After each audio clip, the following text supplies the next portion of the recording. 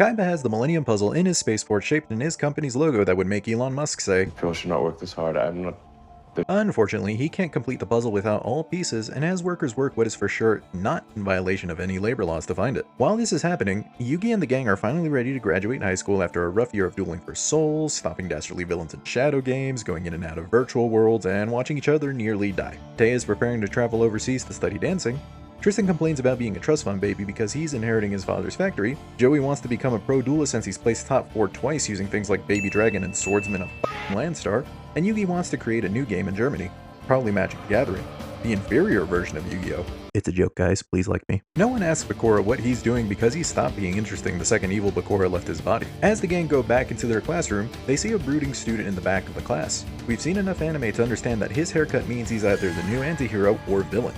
On the way back home, the gang see the student getting bullied by a random JoJo side character and use the power of positivity to stop any violence. The random still tells the cool-haired student to be there or be square because they're going to tussle. The student then tells the gang that he's fine and goes to the abandoned complex to face the random. The rough and tough gang wants to record brutally beating the student and laugh because violence is hilarious, but panic the second the student summons the Children of the Corn with a not at all evil cue. They all proceed to get evaporated.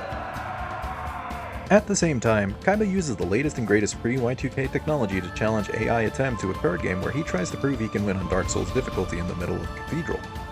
This time, he does, using the newest, bluest, and coolest Blue Eyes White Dragon upgrade, but it doesn't satisfy him at all. Mokuba contacts Kaiba after he's done gamer raging. Yugi and the gang are at the mall feeling the good vibes until Kaiba uses dystopian methods to inform all of Japan that he is selling a new duel disc. Out of all the monsters, gods, and weapons shown in Duel Monsters, this is the scariest thing to happen in universe and no one questions it. Guess George Orwell does not exist in this anime. While the gang continues slice of lifing, the student watches from a distance and recounts a prophecy that spells doom for the world. He is then referred to as Diva, and not because of his fit or bougie haircut. Diva's friends ask him to not seek revenge since Yugi doesn't seem like he's doing anything crazy. Diva says nah, then instant transmissions to Egypt. Kaiba also flies to Egypt as the excavation team has finally found the final pieces of the puzzle. Kaiba uses his spidey sense to call out Diva into the open. Diva is surprised that Kaiba knows his name, with Kaiba explaining that the logs state that Diva should have been in Japan 3 minutes ago. So, Kaiba Corp knows where all citizens are because of duel logs confirmed. 1984 was clearly not a book that needed to be read in this universe. Anyway, Diva monologues about how evil the world is along with typical shonen villain lines while trying to Thanos snap Kaiba out of existence. Kaiba flexes his newly animated muscles and shows that he has mastered Ultra Ego before Vegeta even thought of it to ward off the evaporation. Diva then challenges Kaiba to a duel. Kaiba powers onto the field different dragons, including Blue Eyes Alternative Dragon, cousin to the New Metal Dragon, while Diva summons cubics with creepy eyes on them. Diva uses his monsters to give Kaiba's dragons leprosy, then deals big damage to Kaiba. With Kaiba needing a miracle to get out of the situation, he proves that he's still the man, does his best JoJo pose, and wills one of his aces onto the field.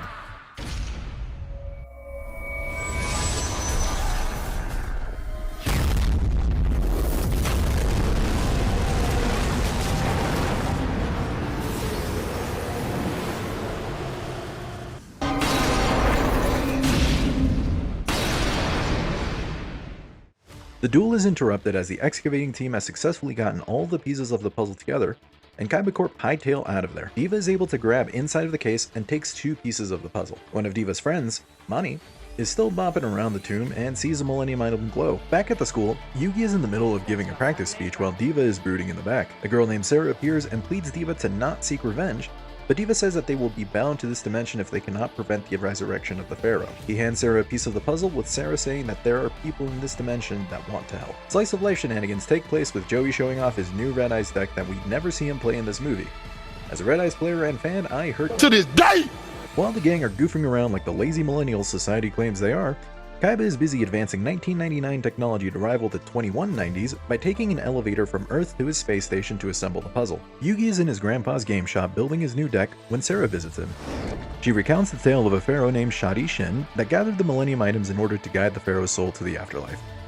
Sarah shows Yugi Prana, a different dimension where they carry Shin's will to travel to a new world, and invites Yugi to join them. Yugi opens his deck case to find a piece of the puzzle there. Conveniently, Kaiba finds out that there are missing pieces and puts 1 and 2 together, knowing that Diva took them. Diva is walking around with Bakura and Joey and begins asking Bakura about the Millennium Ring. Bakura reluctantly recounts his father traveling to Egypt before beginning to freak out. Joey checks in on him and realizes that his surroundings are strange, with Diva pressing Bakura and antagonizing Joey by threatening him with his cube. Joey's ready to box Diva when he uses the cube on Joey to evaporate him. Back at the game shop, Tristan rushes in, takes Yugi for a ride, and shows that they have found Joey's bike and dual disc with Joey missing. Joey wakes up realizing that the people around him cannot hear or see him. Diva explained that this is collective awareness. To make this super simple, Joey cannot be remembered, so he does not exist and now lives in a world of his own that is slowly being destroyed. Diva continues to press Bakura regarding Egypt, which leads us to a flashback. Shadi is in the middle of a sermon regarding why there is still violence in the world. He explains that as long as there is fear of losing something valuable, there is strife. Kid Diva says he has nothing to fear as Shadi saved them and everyone can be together. Shadi corrects Diva by saying that in itself is fear, or simply, the fear of losing loved ones. Shadi prophesizes that when all 7 items are gathered at the slate of Pharaoh's memories, the door to a new world will open, a world of paradise for the chosen ones. Shadi then warns that, should the Pharaoh's soul return to the world of the living, the children will be stuck in this current world. As Shadi concludes his prophecy, Bakura's father stumbles in and offers a king's ransom for the ring and won't take no for an answer. Shadi tells old boy to wear the ring and he will be given one. Darkness suddenly emerges from the ring and kills Bakura's father. The ring then takes hold of Bakura, unleashing the evil one into the world. He then proceeds to deal a lethal blow to Shadi. Before passing, Shadi gives a cube to Diva. Bakura then shows he is a certified hater and blasts everyone with a shadow blast before walking off, leaving everyone traumatized and Diva ready to seek revenge. Back in present day, Diva is ready to punish Bakura before he finds out that Bakura was possessed by the ring, but he accepts he did something foul while under evil Bakura's control. While Joey is fighting for his life, Mani arrives pushing for Diva to erase Bakura. He reveals that he has the ring, but temporarily refrains himself to warn Diva that hatred can swallow anyone whole. Bakura proceeds to disappear, and Diva holds his friend in his arms before he is Thanos snapped. Yugi, Tristan, and Taya are still looking for Joey when Diva appears before them. He reveals himself as the villain, despite watching his friend possibly die in front of him. He then says that Bakura and Joey have been erased, and he will do the same to Yugi. Joey finally collapses to the ground, believing that it's over for him when...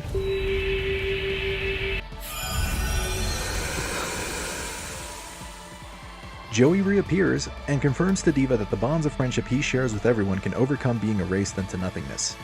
Diva retreats, but is detained on a rooftop by Kaiba Corp agents and is cuffed and blindfolded.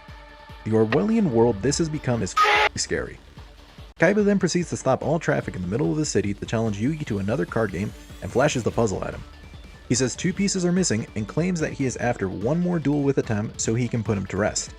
Kaiba is a yandere confirmed. Kaiba is then flown out of traffic by helicopter and tells Yugi that Diva will also participate in this mini-tournament. Yugi is about to be isekai'd before being saved by Sarah. She tells Yugi that only he can induce Atem's resurrection and rhetorically asks if Yugi will complete the puzzle. Diva wakes up inside a cell where he is being questioned about the piece of the puzzle he has. Instead of being freaked out by being arrested, he antagonizes the Kaiba brothers before he is shown a picture of his little sister. We then hard cut to a stadium where a drone show has Blue Eye's Ultimate Dragon blow up fighter jets which cause a hyper-realistic simulation of destruction, all for Kaiba to introduce himself and his new technology for a children's card game. Kaiba may be the man, but he's also insane. Nikola Tesla weeps. Kaiba sets the stage for the 3-person tournament of Diva, Yugi, and himself. Yugi insists that he take on Diva first in order to get Bakura back into their plane of existence. Because it has nothing to do with magic or the occult, Kaiba doesn't brush it off as nonsense and grants Yugi's request. As they prepare to duel, Diva turns the battle into a dimension duel with Sarah, the gang, the crowd, and the rest of the children looking on. After dealing some damage with cubic monsters, Diva summons Vulcan Dragon the Cubic King to put Yugi within lethal range. He then summons Doom Volt the Cubic Emperor, but Yugi uses a trap to survive the turn. He is able to summon a new Gaia monster, but Diva remains in control of the duel. Diva damns the current world and offers Yugi the chance to join him to travel to the new paradise.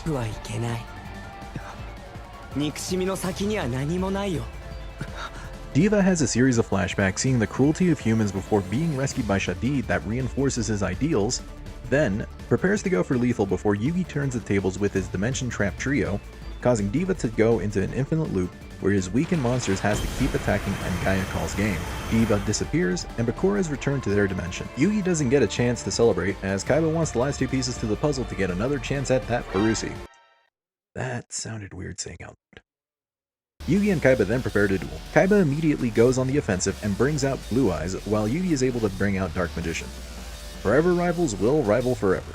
Kaiba then summons Blue Eyes Chaos Max, with Yugi countering by summoning Fruit Magician / new waifus and Dark Magician Girl. Kaiba puts Yugi down to 600 life points, but forgot that Yugi has destiny draws that rival Atem's. Yugi sacrifices his waifus in order to call forth Gandora X to blow up the field. After the field clears, Yugi puts in the final pieces of the puzzle to show Kaiba that Atem will not return despite the puzzle being completed, as his soul is finally at rest. At the same time, Diva is wandering around in a different dimension when he runs into the Millennium Ring.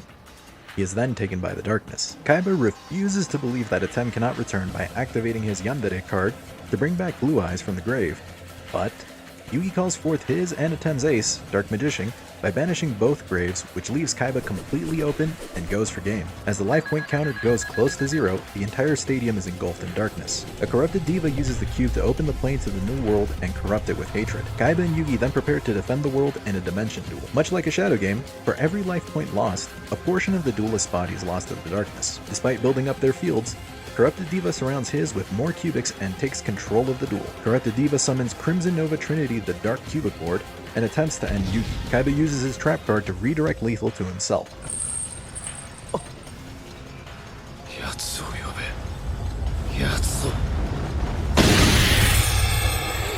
Corrupted Diva still tries to go for game, but Yugi stalls with Karibo. Corrupted Diva still continues to beat down Yugi, leaving him with little to no energy to keep fighting. Yugi, despite trying his hardest to draw,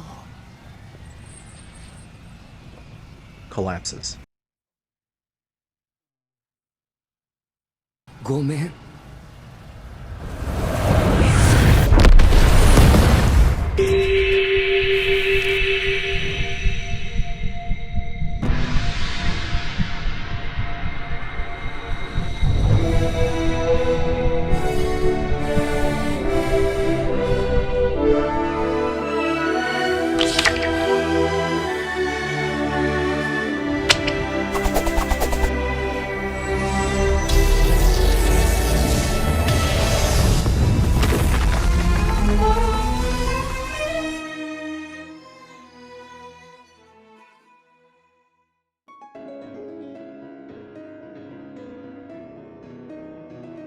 Atem and Yugi are reunited briefly, say nothing to each other because their actions spoke louder than any word ever could, and Atem returns to the afterlife. Pharaoh awakens Diva and shares that their powers as children of Prana are long gone. Mani also appears, showing that he survived the ring. The gang come together again with the Kaiba brothers. Kaiba smiles as he knows that Atem returned briefly before telling Yugi that he is officially the fucking man.